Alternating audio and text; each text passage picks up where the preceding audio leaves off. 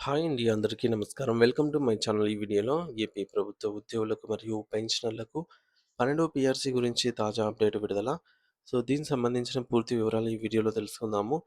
Video అయితే ఎక్కడే కానీ స్కిప్ చేయకుండా ఎండ్ వరకు చూస్తే ఎన్నప్పుడే ఇన్ఫర్మేషన్ పూర్తిగా అర్థమవుతుంది. అలాగే వీడియో చూస్తున్న ప్రతి ఒక్కరు లైక్ చేయండి ఫ్రెండ్స్. ఈ వీడియోని తోటి ఉద్యోగ, పెన్షనర్ మిత్రులతో అయితే షేర్ చేయండి. కొత్తగా మన ఛానల్ చూస్తున్న వారు ఇంకా ఎవరైనా సబ్స్క్రైబ్ చేసుకోకపోతే వెంటనే మన ఛానల్ అయితే సబ్స్క్రైబ్ చేసుకోండి. సబ్స్క్రైబ్ చేసుకోవడం వల్ల నేను చేసే ప్రతి ఒక్క వీడియో మీ వరకు రీచ్ అవుతుంది. ఇక ఆలస్యం చేయకుండా వివరాల్లోకైతే వెళ్ళిపోదాము. ఫ్రెండ్స్, ఇక విషయానికి వచ్చినట్లయితే ప్రస్తుతం రాష్ట్రంలో ఒక ప్రభుత్వ ఉద్యోగి సగటు ప్రాథమిక వేతనం సుమారుగా 60,000 వరకు ఉంటుంది అని మనం ఒక అంచనాకు వస్తే, వారికి రావాల్సిన ఐఆర్ గురించి ఇప్పుడు ఆలోచించినప్పుడు గుండె తరుక్కుపోతుంది.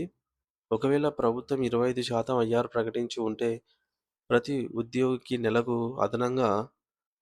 15,000 వరకు రావాలి. కానీ పీఆర్సీ మరియు ఐఆర్ అమలులో జరుగుతున్న జాప్యం వల్ల ప్రతి నెల ఆ ఉద్యోగి నష్టపోతూ ఉన్నారు. ఈ యొక్క రూ. 15,000 నగదును ప్రత్యక్షంగా నష్టపోతూ ఉన్నారు. ఈ నష్టానికి వార్షిక ప్రాతిపదికన లెక్కిస్తే ఒక సంవత్సరానికి ఒక్కొక్క ఉద్యోగి దాదాపు 1.8 లక్షలు, అంటే నెలకు 15,000 చొప్పున, సంవత్సరానికి 1,80,000 చొప్పున నష్టం అన్నమాట. ఆదాయాన్ని కోల్పోతున్నారు. ఒక జిల్లా స్థాయిలో వేలాది మంది, రాష్ట్ర వ్యాప్తంగా లక్షలాది మంది ఉద్యోగులు ఉన్నారని గమనిస్తే, జిల్లా స్థాయిలో వేలల్లో, అలాగే రాష్ట్ర స్థాయిలో లక్షలలో ఉద్యోగులు ఉన్నారని గమనిస్తే, మొత్తం ఉద్యోగ వర్గం కోల్పోతున్న ఆర్థిక సంపద ఎంత భారంగా ఉంటుందో మనం ఊహించుకోవచ్చు. ఇది కేవలం అంకెలకు సంబంధించిన విషయమే కాదండి. లక్షలాది కుటుంబాల జీవన ప్రమాణాలకు సంబంధించిన సమస్య. గత కొన్ని సంవత్సరాలుగా మార్కెట్‌లో నిత్యావసర వస్తువుల ధరలు ఆకాశాన్ని తాకుతూ ఉన్నాయి. సాధారణంగా ద్రవ్యోల్బణం పెరిగినప్పుడు దానికి అనుగుణంగా ఉద్యోగుల కొనుగోలు శక్తి తగ్గకుండా ప్రభుత్వం వేతన సవరణ పీఆర్సీ చేయాలి. కానీ 2023 జూలై నుంచి అమలు కావాల్సినటువంటి పీఆర్సీ ఇప్పుడు 2026 జూలై దాటిపోతూ ఉన్నా ఇంకా కార్యరూపం దాల్చలేదు. ఈ యొక్క 3 ఏళ్ల కాలంలో బియ్యం, పప్పులు, కూరగాయలు, వంట నూనె ధరలు రెట్టింపయ్యాయి. గ్యాస్ సిలిండర్ ధరలు, విద్యుత్ ఛార్జీలు, పెట్రోల్ మరియు డీజిల్ ధరల పెంపు వల్ల మధ్యతరగతి ఉద్యోగి బడ్జెట్ పూర్తిగా తలకిందులైంది. ఆదాయం పెరగకపోయినా ఖర్చులు మాత్రం విపరీతంగా పెరగడం వల్ల ఉద్యోగులు తీవ్ర ఆర్థిక అసమానతలకు గురవుతున్నారు.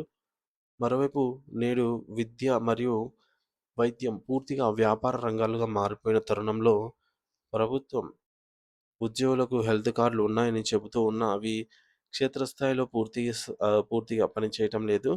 ఏదైనా అనారోగ్యం సంభవించినట్లయితే కార్పొరేట్ హాస్పిటల్‌కి వెళ్లి లక్షల రూపాయలు వెచ్చించాల్సి వస్తోంది. అలాగే పిల్లల చదువుల కోసం నెలకు వేల ఫీజులు చెల్లించాల్సి వస్తోంది. పట్టణాల్లో ఇంటి అద్దెలు కూడా ఆకాశాన్ని అంటుతున్నాయి. ఇలాంటి క్లిష్ట పరిస్థితుల్లో ప్రభుత్వం కనీసం ఐఆర్ కూడా ఇవ్వకపోవడం అంటే ఉద్యోగుల కొనుగోలు శక్తికి ఉద్దేశపూర్వకంగా బలహీనపరచడమే అవుతుంది. ఐఆర్ లేకపోవడం వల్ల ఉద్యోగులు తమ కనీస అవసరాల కోసం కూడా ఇబ్బందులు పడాల్సిన పరిస్థితి ఏర్పడింది. నేటి సాధారణ ఉద్యోగి ఆర్థిక పరిస్థితిని గమనిస్తే అది అప్పుల ఊబిలో కూరుకుపోయి కనిపిస్తోంది. ప్రతి ఉద్యోగిపై హౌసింగ్ లోన్లు, పర్సనల్ లోన్లు, కార్ లోన్లు మరియు క్రెడిట్ కార్డుల బిల్లులు భారంగా అయితే ఉంది. నెలకు 1 తారీఖున జీతం పడగానే 2 లేదా 3 తేదీ కల్లా ఆ డబ్బులు అంతా కూడా ఈఎంఐల రూపంలో, ఇంటి అద్దెల బాడిగల రూపంలోనే బ్యాంకుల ఖాతాల్లోనే ఆహ్, ఈ విధంగా వచ్చినట్టు ఇతరులకు వెళ్ళిపోతోంది. మరి జీతం వచ్చి 2 రోజులకే చేతిలో చిల్లిగవ్వ లేని పరిస్థితిలో చాలా ఉద్యోగులైతే ఉన్నారు. కుటుంబ అవసరాల కోసం మళ్ళీ అప్పులు చేయడం లేదా ఇంట్లో ఉన్నటువంటి బంగారాన్ని తాకట్టు పెట్టడం వంటివి చేస్తూ ఉన్నారు. ఒకప్పుడు పొదుపు చేసుకున్న సొమ్మును కూడా నేడు రోజువారీ అవసరాల కోసం వాడుకోవాల్సి రావటం అనేది మధ్యతరగతి కుటుంబాలకు దయనీయ స్థితికి అద్దం పడుతోంది. ముఖ్యంగా ఉపాధ్యాయుల పరిస్థితి అయితే మరింత దారుణంగా ఉంది. సమాజ నిర్మాణ శిల్పులైనటువంటి ఉపాధ్యాయులు నేడు ఆర్థిక అస్థిరతతో సతమతమవుతున్నారు. గ్రామీణ ప్రాంతాలలో పనిచేసే ఉపాధ్యాయులు ప్రయాణ ఖర్చుల కోసం, దూర ప్రాంతాల్లో ఉండటానికి అయ్యే అద్దెల కోసం తమ జీతంలో ఎక్కువ భాగం ఖర్చు చేయాల్సి వస్తుంది. వారు ఇతరుల పిల్లల భవిష్యత్తును తీర్చిదిద్దుతూ తమ సొంత పిల్లల చదువుల కోసం, వైద్య ఖర్చుల కోసం అప్పులు చేయాల్సిన పరిస్థితి రావడం విచారకరము. అదేవిధంగా పెన్షనర్లు కూడా వయసు మళ్ళిన కాలంలో మందుల ఖర్చుల కోసం పెరుగుతున్న ధరల వల్ల జీవనం సాగించటానికి ఇబ్బందులైతే పడుతూ ఉన్నారు. వేతన సవరణలో జరుగుతున్న ఈ జాప్యం కేవలం ప్రస్తుత జీతాలపైనే కాకుండా భవిష్యత్తులో వచ్చే పెన్షన్ మరియు ఇతర ప్రయోజనాలపై కూడా శాశ్వత నష్టాన్ని కలిగిస్తుంది. ప్రభుత్వం ప్రవేశపెట్టే ప్రతి సంక్షేమ పథకాన్ని ప్రజల్లోకి తీసుకెళ్లడంలో ఉద్యోగుల పాత్ర కీలకం. డేటా ఎంట్రీ నుండి క్షేత్రస్థాయి పరిశీలన వరకు అన్ని పనులు కూడా ఉద్యోగులే అదనపు బాధ్యతగా స్వీకరిస్తూ ఉన్నారు. అయితే రాష్ట్రంలోని ఇతర వర్గాలకు అనేక సంక్షేమ పథకాలు అందుతున్నప్పటికీ, అహర్నిశలు కష్టపడే ఉద్యోగులకు మాత్రం ఎటువంటి సంక్షేమ పథకాలు వర్తించవు సరికదా! కనీసం రావాల్సినటువంటి న్యాయబద్ధమైన జీతాల పెంపును కూడా వాయిదా వేయటం ఎంతవరకు సమంజసం? ఈ యొక్క ఆర్థిక ఒత్తిడి వల్ల ఉద్యోగుల పనితీరుపై కూడా ప్రభావం పడే అవకాశం అయితే ఉంది.